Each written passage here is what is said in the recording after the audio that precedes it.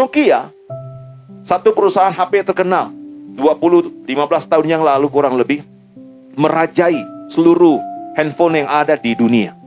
Dan Nokia hari ini HP-nya sudah tidak ada, dalam tanda petik kalah dengan banyak merek-merek jenama yang lain. Tapi kenapa HP itu kalah? Kenapa Nokia yang begitu luar biasa seluruh dunia dalam waktu 3 tahun hilang tanpa bekas? Jangan sampai saudara hebat hari ini, 3 tahun, 4 tahun, 5 tahun, hitunglah waktu karena kehidupan, promosi, keluarga, segala kesibukanmu hilang di telan bumi. Gak sampai saudara mempermuliakan nama Tuhan. Kenapa saudara-saudara? Ternyata kekeliruan mereka, saya baca saudara-saudara, adalah terlalu nyaman hingga lupa untuk berubah. Mereka terlalu nyaman hingga lupa bahwa handphone yang lain, jenama-jenama yang lain itu mereka terus mengalami sebuah perubahan-perubahan yang luar biasa. Nokia, merek HP terkenal, tidak melakukan kesalahan, kekeliruan. Tapi mereka terlalu nyaman dan lamban, lupa melakukan perubahan yang luar biasa. Kodak Fuji, film. Itu terkenal sekali menjadi sebuah program untuk foto, saudara-saudara. Dan apa yang terjadi? Perkembangan kamera hari-hari dengan digital. Dan Kodak akhirnya mengalami kesulitan. Dia lupa untuk berubah. Dia lamban untuk berubah. Dan hari ini saudara-saudara, dari film Kodak yang sangat terkenal, berubah menjadi toko obat di hari ini. Tidak ada lagi kejayaan Kodak yang kita kenal sampai hari ini. Kenapa demikian? Karena mereka lamban. Jika saudara, saya dan saudara tidak berubah seturut perkembangan waktu, bayangkan COVID-19, 4 juta jiwa terkontaminasi dalam waktu kurang dari 7-8 hari di India. Cepat, setiap hari 3.000 orang meninggal di India. Setiap 4 menit orang dipanggil Tuhan di India. Begitu cepat. Kompetisi antara maut di India terjadi. Kompetisi, segala kekhawatiran, ketakutan terjadi. Tapi kalau engkau tidak berubah, engkau masih lamban, itu akan membuat dirimu ada dalam keadaan berbahaya. Lukas 24 ayat 13 sampai 16. Saya baca buat saudara, pada hari itu juga, pada hari di waktu Yesus membangkit dari kematian, menampakkan diri, pada hari itu juga 2 orang dari murid-murid Yesus pergi ke sebuah kampung bernama Emmaus, yang terletak kira-kira 7 mil jauhnya dari Yerusalem. Dan mereka bercakap-cakap, berbicara, berkomunikasi, bertukar pikiran tentang segala sesuatu yang telah terjadi. Ini konteks tentang kebangkitan Yesus. Ketika mereka sedang bercakap-cakap dan bertukar pikiran, datanglah Yesus sendiri, mendekati mereka, lalu berjalan bersama-sama dengan mereka. Tetapi ada sesuatu yang menghalangi mata mereka, mata jasmani, dan itu menutupi mata rohani mereka. Sehingga mereka tidak dapat mengenal Dia, tidak dapat mengenal Yesus yang 3,5 tahun pelayanan bersama-sama. Makan, melayani, tidur, dan lakukan segala sesuatu. Ayat 17. Yesus berkata kepada mereka, langsung ayat 25 saudara-saudara, lompat aja kata firman Allah. Lalu ia berkata kepada mereka, hai kamu orang bodoh. Kalau Alkitab katakan bodoh, ya memang bodoh saudara-saudara. Hai kamu orang bodoh, betapa lambannya hatimu, sehingga kamu tidak percaya segala sesuatu yang telah dikatakan para nabi. Hai kamu orang bodoh, betapa lambannya hatimu, sehingga kamu tidak percaya segala sesuatu yang dikatakan para nabi. Apa itu artinya lamban? Lamban itu artinya adalah tidak cekatan. Lamban itu artinya tidak tangkas. Seseorang yang tidak cepat mengerti. Seseorang yang tidak pintar dan tidak cerdik. Seseorang yang tidak sigap. Dan seseorang yang tidak gesit. Dalam bahasa Inggrisnya dikatakan slow of heart, lamban hati. Hari ini kita mau lihat saudara, ada banyak orang tidak sigap melihat keadaan, tidak gesit melihat kebenaran. Ada banyak orang tidak punya hikmat, marifat, kepintaran. Padahal firman Allah dicatat, Kebenaran firman Allah diulang setiap minggu. Saudara bisa lihat di YouTube, saudara bisa lihat di Facebook. Tetapi ada banyak orang seperti kata firman Allah, lamban hati, tidak cekatan. Ini fatal Bapak dan Ibu. Ayat Alkitab katakan, hai kamu orang bodoh. Ternyata lamban hati itu disebabkan karena ada seseorang yang punya persepsi cara pandang yang lama. Seseorang yang punya cara pandang yang sudah ketinggalan, usang, sesuatu yang tidak memperbaharui dirinya sendiri. Kata firman Allah, perbaharuilah hidupmu sebagai persembahan yang hidup kudus dan berkenan di hadapan Allah. Roma 12 ayat yang kedua. Tapi ada banyak orang di dalam gereja dengar tiap hari selama 1 tahun, tapi dia tidak pernah mengalami perubahan apa-apa. Ini ciri kata firman Allah orang yang bisa membuat kita dikatakan orang bodoh. Bagaimana ada banyak orang tidak mengalami kemajuan dalam pergumulan. Bagaimana banyak orang tidak mengalami kemajuan bahkan dalam pandemi yang terjadi hari ini. Sibuk dengan TikTok, sibuk dengan kekhawatiran, sibuk dengan urusan sendiri, sibuk dengan segala sesuatu yang duniawi. Hingga engkau lupa kematian di India itu 4 menit 1 orang. Cepat sekali saudara-saudara, sorga dan bumi ini dipertahankan.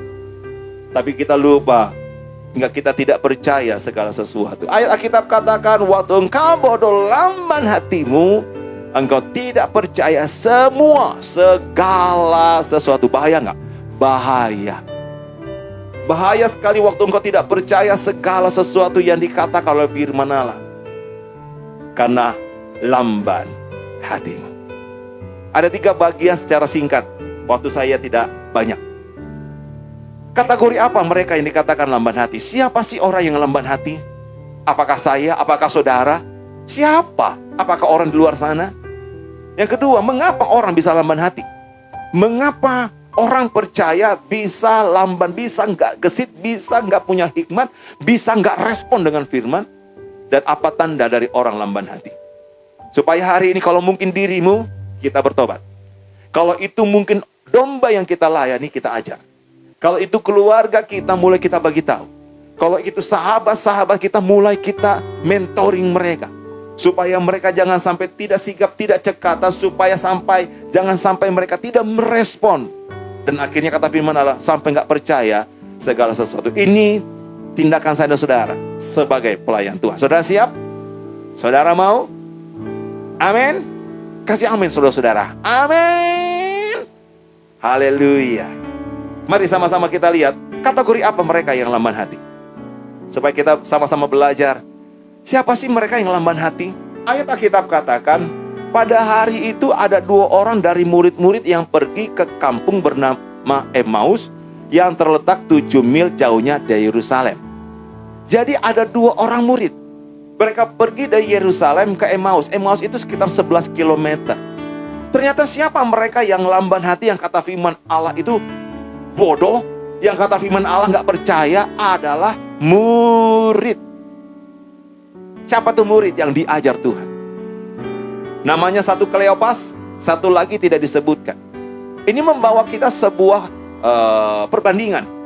Ada orang yang memang dalam tanda petik lulusan sekolah teologi, tapi ada memang dalam kehidupan pengalaman pelayanan. Tapi dia murid, dia hamba Tuhan yang luar biasa. Dan kata firman Allah, hai kamu yang lamban hati, ternyata murid itu lamban hati. Siapa mereka yang kedua? Yang lamban hati, saya baca saudara Ibrani 5 ayat 11 sampai 12. Saudara tidak baca, karena panjang saya baca aja. Tentang hal itu banyak yang harus kami katakan, tetapi yang suka dijelaskan karena kamu telah lamban dalam hal mendengarkan. Ibrani 5 ayat 12. Sebab sekalipun kamu ditinjau dari sudut waktu, sudah seharusnya menjadi pengajar, namun masih perlu lagi diajarkan asas-asas pokok dari pernyataan Allah. Kamu masih memerlukan susu, bukan makanan keras.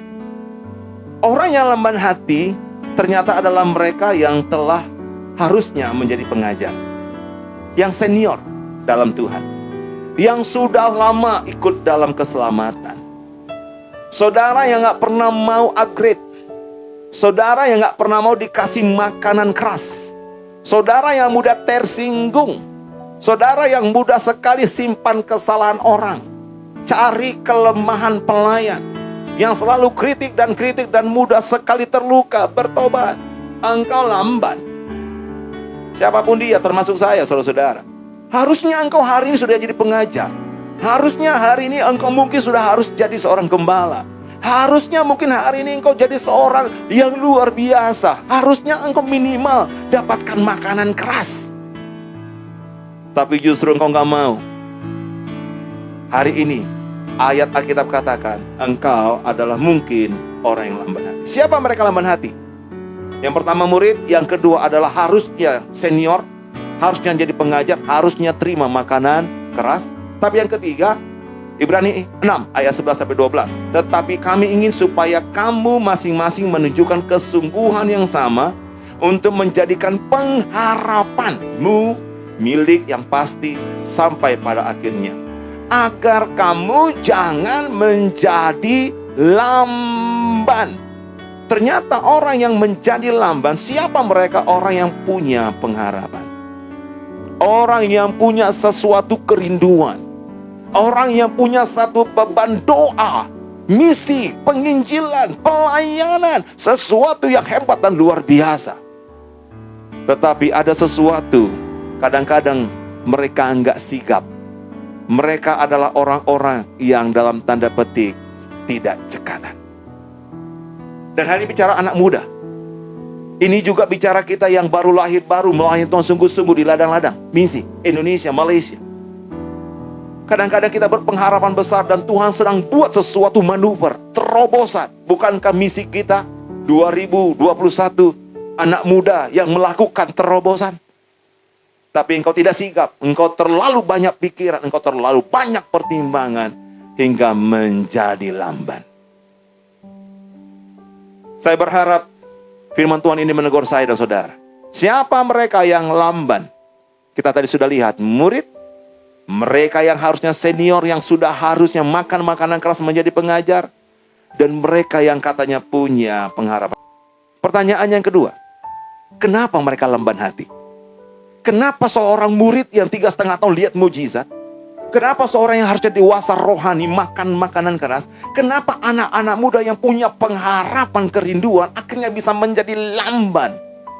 Tidak cekatan. Ada 3 sebabnya. Karena yang pertama, mereka tergoncang. Iman mereka tergoncang karena sesuatu. Kalau konteks ayat ini saudara-saudara, mereka tergoncang karena mendengar berita bahwa Yesus bangkit dari kematian. Mereka tergoncang. Mereka tergoncang. Mereka tergoncang karena Yesus mati. Karena mereka kehilangan persekutuan. Mereka kehilangan pegangan. Belum lagi berita-berita yang menakutkan dicari. Mereka sedang mengalami sebuah namanya saudara-saudara ya, tantangan dicari oleh tentara Roma. Mereka tergoncang. Mungkin ada 1, 2, 3 orang hamba Tuhan di sini tergoncang. Cita-cita tiba-tiba harus didaur ulang. Pengharapanmu tiba-tiba harus dikuburkan. Mungkin engkau sehat tiba-tiba sakit. Mungkin engkau suka cita tiba-tiba duka. Mungkin tadi pakaian pesta, tapi sebentar malam sudah berkabung. Tapi ini yang terjadi saudara. Kenapa orang menjadi lamban? Karena tergoncang oleh kejadian sebelumnya. Kenapa orang itu menjadi lamban? Sebab yang kedua, karena gak punya pengertian. Ayat Alkitab katakan tadi, hai kamu orang bodoh. Orang bodoh itu adalah seorang yang punya persepsi lama tentang firman Allah. Sesuatu yang tidak pernah bertumbuh dalam naik kelas. Di dalam gereja, dalam kehidupan, proses, dalam segala sesuatu, tapi gak pernah mengalami pertumbuhan. Itulah orang yang punya pengertian. Dia gak punya pengertian terhadap firman Allah. Padahal sudah diperkatakan para nabi. Padahal Yesus sudah berjanji. Padahal para rasul sudah, pada hamba Tuhan sudah memperkatakannya berulang kali. Kadang-kadang kita gak percaya dengan apa kata firman. Kita hanya datang, kita hanya dengar firman Allah, lucu kita dengar amin-amin di gereja. Tapi sampai rumah kita gak punya pengertian. Kita gak punya hikmat, kita gak mau mengulang-ulang, mendapatkan inti dari apa yang menjadi kebenaran dalam hidupmu. Namanya rema. Alkitab, firman yang menjadi kenyataan dalam hidup saya dan saudara. Tidak bijaksana. Kenapa nggak punya pengertian? Nggak bijaksana. Tidak punya hikmat marifat melihat kondisi. Ayat Alkitab katakan 2 murid tinggalkan Yerusalem, padahal sebentar mereka akan dapatkan Roh Kudus. Ada banyak kita melarikan diri dari persoalan. Ada banyak dari kita melarikan diri dari sebuah proses yang menyakitkan. Menurut saudara hari selamat, padahal engkau sedang membuat luka yang lebih lebar dan lebih lama. Hadapi. Sukar, tidak baik, gak enak, tapi itulah saudara-saudara, kita akan dapatkan pengertian. Setiap pengertian didapatkan dalam ujian. Setiap ketekunan didapatkan dari persoalan. Kata Daud, ujilah aku Tuhan, cobalah aku Tuhan. Mazmur 26. Karena disitulah dia dapatkan inti dalam kehidupan. Kenapa seseorang tidak punya pengertian? Bahkan murid pun tidak punya pengertian. Bahkan seorang hamba Tuhan yang harusnya dewasa, bahkan kita anak-anak muda, karena melayani tanpa kepekaan. Kita melayani tanpa situasi untuk belajar dan koreksi. Engkau suka dipuja-dipuji, tapi enggak suka untuk dikritisi. Engkau suka posting sana, posting sini, enggak suka untuk berdiam diri mencari Tuhan sendiri. Engkau tidak melatih untuk peka. Apa kata Tuhan? Engkau lebih suka apa kata manusia. Ini menjadi kesalahan kita. Walaupun ada dalam gereja, sekolah tinggi teologi, doktor, atau apapun pengalaman saudara, tidak menjamin bahwa engkau punya pengertian di hadapan Allah. Doa saya, anak-anak Tuhan, anak milenial, punya pengertian. Amin, punya pengertian. Kenapa orang lamban hati? Apa sebabnya orang itu lamban hati?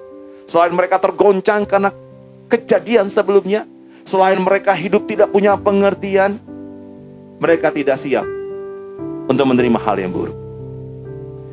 Lukas 24 ayat 26 kata firman Allah, bukankah Mesias harus menderita semuanya itu untuk masuk ke dalam kemuliaannya? Ada berita tentang namanya hal buruk, tetapi mereka nggak siap. Hari ini gereja selalu berita-berita teologi kemakmuran. Gak suka dengan sebuah namanya pembelajaran, ujian, tantangan. Tapi tidak dengan gereja kita secara online. Amin. Anak-anak muda, amin, sukar buat hari ini, sukar buatmu untuk kerjakan hari ini, tapi itu membuat masa depan dan masa tua keturunan-keturunanmu akan lebih mudah melaluinya. Bukankah aku harus menderita? Bukankah aku harus mati? Jangan ukur penderitaan dan tantangan yang dialami hari ini, karena engkau hari ini dan seterusnya akan terus mengalami sesuai dengan kedewasaan. Karena Matius pasal yang ke-16 kata firman Allah 24-25, Yesus berkata kepada murid-muridnya, setiap orang yang mau mengikut aku, ia harus menyangkal diri, ia harus memikul salib, dan ia harus mengikut aku. Barang siapa yang menyelamatkan nyawanya, ia akan kehilangan nyawanya. Tetapi barang siapa kehilangan nyawanya karena aku, ia akan memperolehnya. Kenapa sih orang lamban hati? Karena nggak mau menderita. Tidak siap diproses dalam hal yang buruk. Dan saya bagi tahu saudara-saudara, lupakan mimpi itu. Semakin saudara murni, ayat Alkitab katakan seperti emas yang dilebur berkali-kali. Engkau penjunan, ku tanah liat, bentuk jadikan, ini doaku. Izinkan Tuhan membentukmu. Izinkan Tuhan memproses hidupmu supaya engkau peka. Tentu dengan penderitaan. Tentu dengan tantangan. Kadang-kadang Tuhan gak menjawab. Kadang-kadang Tuhan sepertinya tidak menyertai. Tapi dia sedang melatih kedewasaan. Dia sedang melatih mentalitas seorang pemenang. Dia sedang melatih sebuah kapasitas, kualitas, kuantitas yang besar. Tapi engkau tidak mau menderita. Engkau hanya mau ambil yang enak. Buang yang tidak enak. Dan saya katakan, sampai kapanpun, maka engkau akan menjadi lamban hati. Tidak gesit, tidak cekatan. Engkau tidak punya hikmat, marifat, kepekaan di dalam Tuhan. Siapa mereka yang lambat hati? Kenapa mereka bisa lamban hatinya? Kita sudah baca ada kebenaran firman Allah. Bagian yang ketiga, terakhir. Apa tandanya?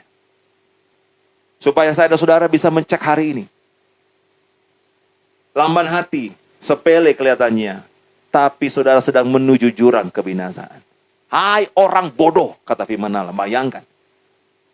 Dan hari ini kita mau lihat, biar setiap kita dengar rendah hati sebelum masuk perjamuan. Kita semua berubah, ambil waktu, kesempatan terus. Jangan hakimi kanan dan kiri. Jangan hakimi gembalamu atau para pelayan Tuhan. Biarlah saya dan saudara kembali kepada kita sendiri pribadi. Apa sih tanda orang yang lamban hati? Bersama-sama kita buka firman Allah ini. Jadi kekuatan buat kita. Ayat 15 dan 16 kata firman Allah. Pasal 24.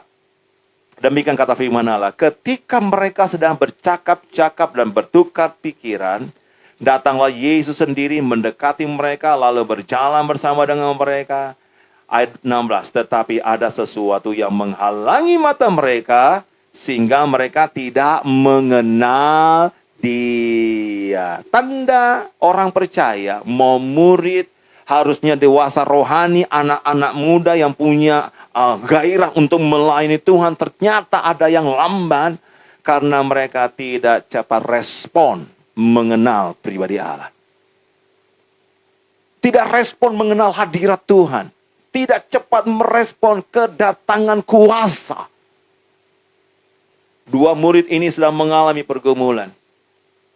Tapi jangan lupa, rohmu tetap kuat menyala-nyala. Dan mereka mematikan. Mereka membiarkan terkubur semangat melayani, mujizat demi mujizat. Mereka bertukar pikiran, mereka cerita. Tentang siapa? Tentang Yesus. Kenapa dia mati? Dan katanya dia bangkit. Semua tentang Yesus, bukan tentang dunia. Mereka sedang berbicara, bercakap-cakap bagaimana kehidupan kita di dalam Tuhan. Bagaimana? Tapi waktu Yesus datang, mereka tidak mengenal. Waktu Yesus berbicara, mata mereka enggak mengenal. Seringkah kita terjadi dalam hidup kita? Engkau ada dalam gereja, tapi engkau tidak mengenal pribadi Allah. Engkau mungkin saat teduh setiap hari, mungkin engkau pujian penyembahan tiap hari. Tapi jujur, bukankah kita juga kadang-kadang tidak mengenal dan tidak merasakan hadirat Allah? Yesus katakan buat saya dan saudara, karena ada sebuah penghalang. Kenapa saya dan saudara tidak cepat mengenal Kristus? Kenapa saya dan saudara nggak cepat peka dengan hadiratnya? Karena ada penghalang, saudara-saudara. Karena ada penghalang. Yesus pada waktu itu, dia sudah pakai tubuh kemuliaan. Bukankah dia bangkit dari kematian? Amin. Tubuh dia jasmani, tapi dalam kehidupan kekekalan. Kemuliaan. Jadi dia menampakkan diri dengan tubuh kemuliaan. Artinya apa? Ada aroma yang berbeda. Ada pengertian rohani yang berbeda. Engkau nggak bisa melihat Kristus dari pengalamanmu 5 tahun yang lalu. Bahkan, saudara nggak bisa melihat Kristus sebelum pandemi. Engkau harus melihat Kristus cepat-cepat kembalikan dengan rencana Allah. Kenapa ada pandemi?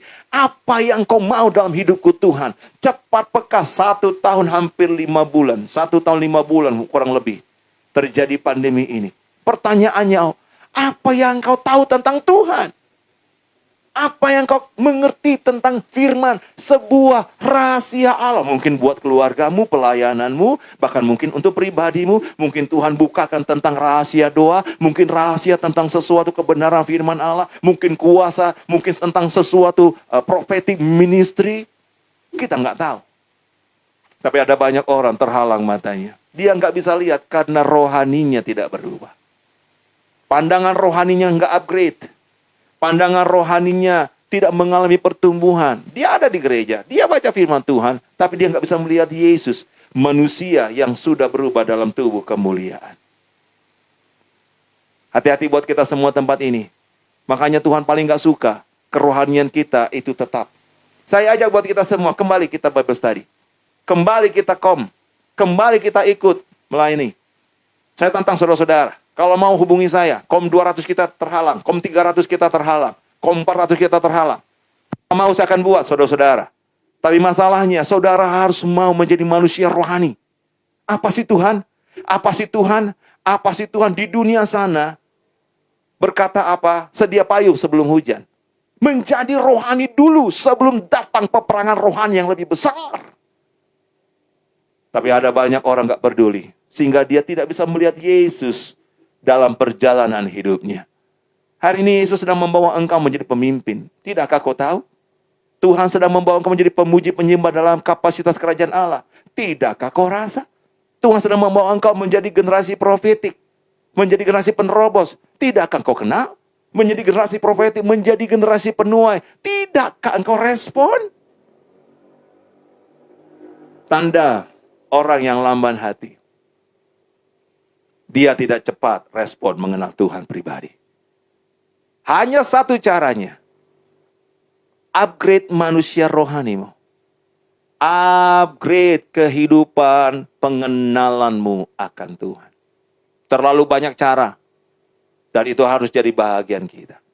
Bagian yang kedua, Bapak dan Ibu. Muram. Dan engkau punya rasa kecewa. Ayat 17-21. Firman Allah katakan, Yesus berkata kepada mereka, apakah yang kamu percakapkan sementara kamu berjalan? Berhentilah mereka dengan muka muram. Seorang dari mereka namanya Kleopas menjawabnya, adakah engkau satu-satunya orang yang sedang di Yerusalem yang tidak tahu apa yang terjadi di situ di hari belakangan ini? Katanya kepada mereka, apakah itu? Jawab mereka, apa yang terjadi dengan Yesus orang Nazaret? Dia adalah seorang nabi yang kuasa dalam pekerjaan dan perkataan di hadapan Allah dan di hadapan seluruh bangsa kami. Tetapi imam-imam kepala dan pemimpin-pemimpin kami telah menyerahkan dia untuk dihukum mati dan mereka telah menyalibkannya 21. Padahal kami dahulu mengharapkan bahwa dialah yang datang untuk membebaskan bangsa Israel. Tetapi sementara itu kecewa. Sudah lewat 3 hari sejak semuanya itu terjadi. Orang yang lamban hati, tidak respon, tidak gesit, tidak cekatan, adalah orang yang bermuka muram, penuh dengan kekecewaan.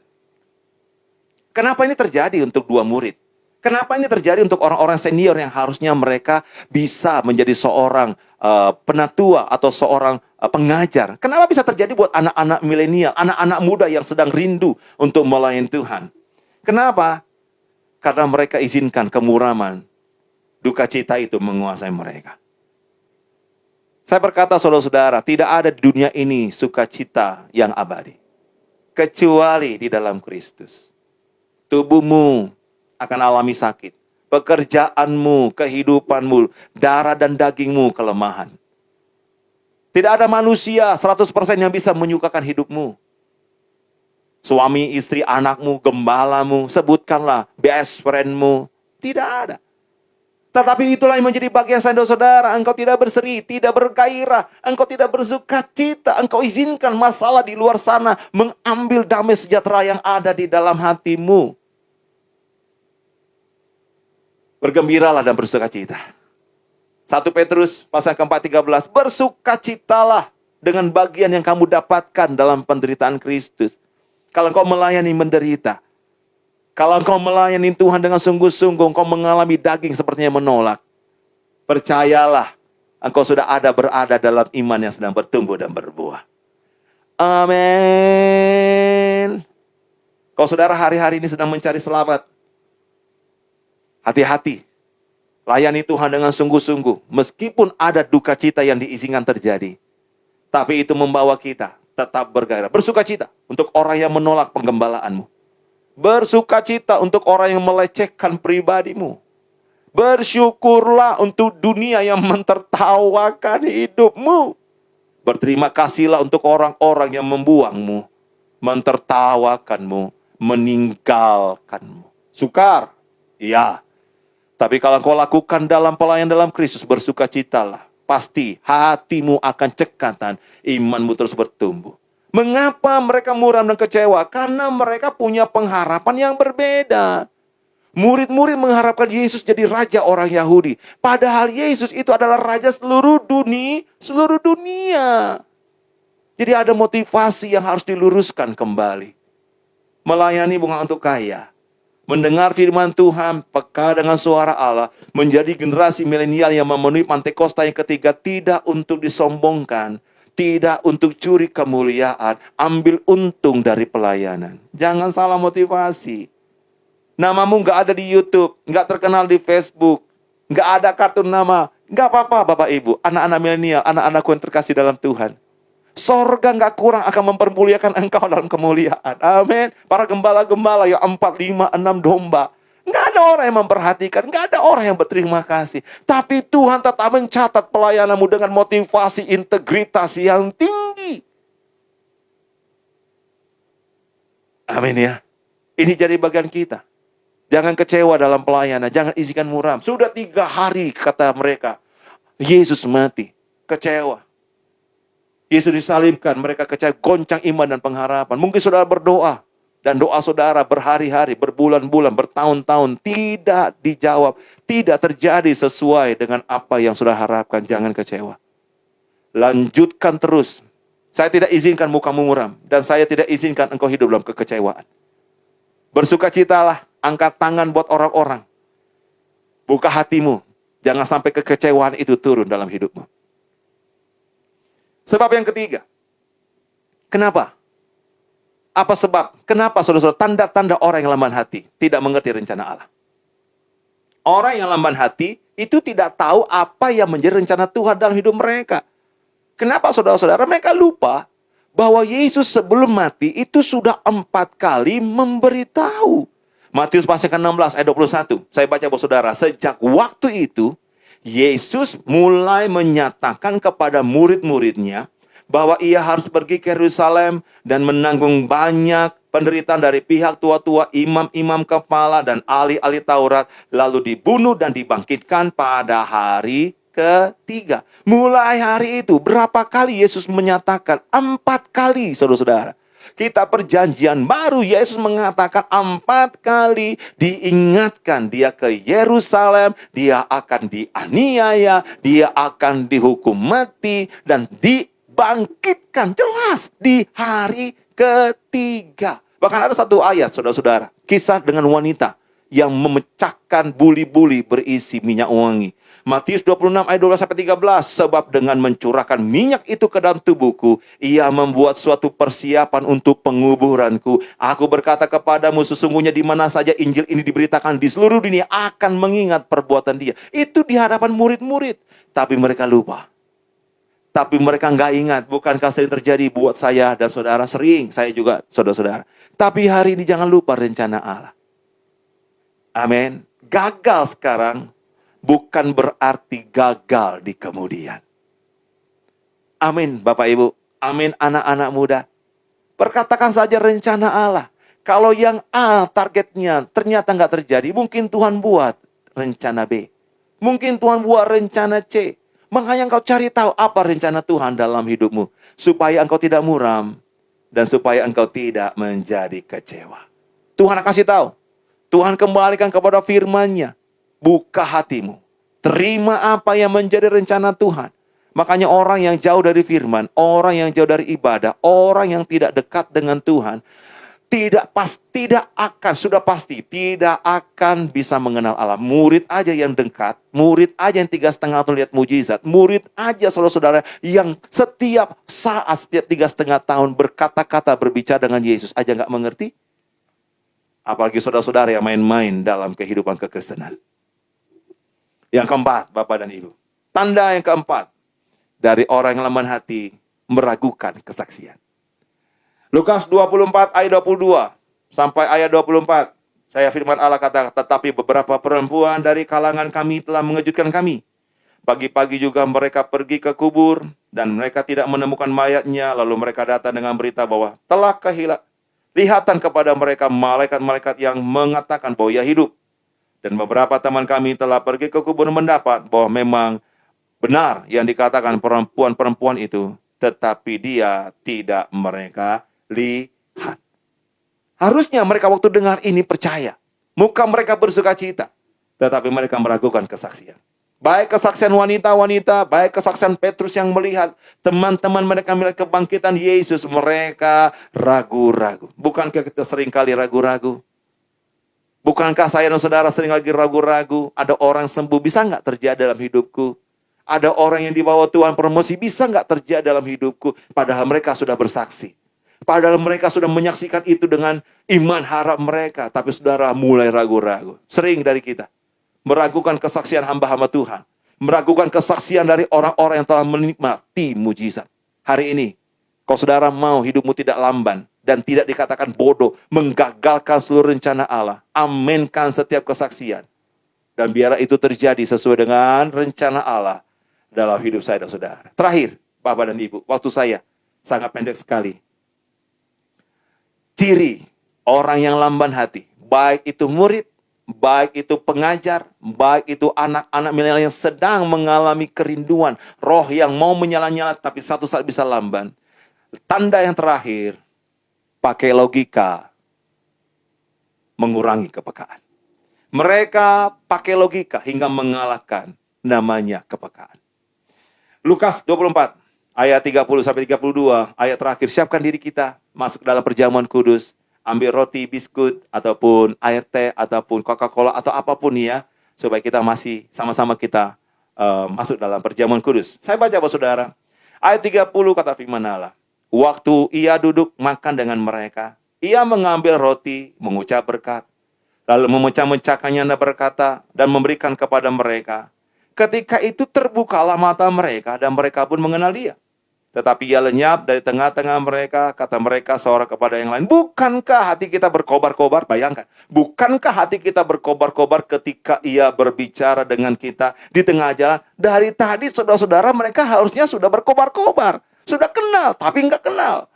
Di tengah jalan dan ketika ia menerangkan kitab suci kepada kita, ternyata mereka jalan dengan Yesus pakai logika, lupa untuk peka. Mereka pakai standar operasional prosedur darah dan daging tubuh manusia dengan apa yang mereka pikir dan apa yang mereka pikirkan. Lupa dengan namanya roh, iman, dan percaya. Padahal mereka sudah berkobar-kobar tadi. Sudah berkobar-kobar, wow. Sepanjang perjalanan 11 kilometer, saya nggak tahu di kilometer berapa Yesus hadir.